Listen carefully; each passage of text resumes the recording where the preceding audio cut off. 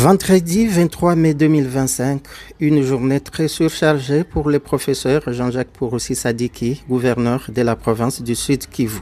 À son arrivée à son cabinet de travail situé dans la ville d'Ouvira, l'autorité provinciale s'est d'abord entretenue avec son vice-gouverneur, maître Jean-Jacques Elakanomiewa, qui a assumé son intérim pendant son absence. Question d'être briefé sur la situation générale de la province et certains dossiers en cours. Les échanges ont été plutôt très conviviaux et constructifs pour la province du Sud Kivu. Juste après, le gouverneur a reçu la délégation gouvernementale multisectorielle venue de Kinshasa pour faire un état des lieux général de la catastrophe de Kasaba dans le territoire de Fizi qui a endeuillé toute la province. À l'issue de l'audience, la délégation s'est dit satisfaite des éléments très précis reçus du gouverneur qui a aussi promis l'accompagnement du gouvernement provincial pour prévenir les autres dégâts. Nous avons été déjà très satisfaits de la présentation de la situation brève sur la survenue de cette catastrophe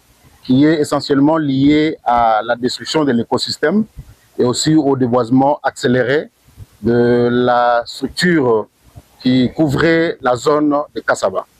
Et il a pris déjà certaines mesures qui ont été déjà initiées pour descendre sur les lieux, évaluer la situation en urgence, mais il a aussi été disposé à nous accompagner pour la prochaine descente que nous allons faire pour la continuité de la mission. Sans transition, le professeur Jean-Jacques Pouroussi Sadiki a reçu la délégation du Comité international de la Croix-Rouge, CICR, venue lui rassurer de la disponibilité de cette organisation humanitaire de continuer à apporter son secours aux blessés de guerre pendant cette période où notre pays fait face à une guerre d'agression. Lui-même très attaché au respect des droits de l'homme avant d'encourager la délégation de continuer sa noble mission de sauver des vies.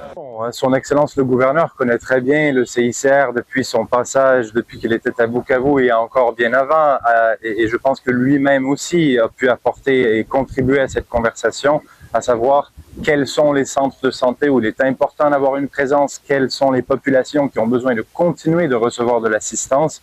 Et sur ça, on a pu se coordonner à savoir comment mieux complémenter la réponse humanitaire. Le même vendredi, le gouverneur professeur Jean-Jacques Pouroussi Sadiki a reçu aussi le général Deo Baleke, conseiller du vice-premier ministre et ministre de la Défense nationale et des anciens combattants. Tous deux ont échangé sur les questions sécuritaires. L'infatigable gouverneur a clôturé sa journée par la réception de quelques ministres provinciaux, membres de son gouvernement, question d'avoir une idée sur ce qui se passe dans chaque secteur.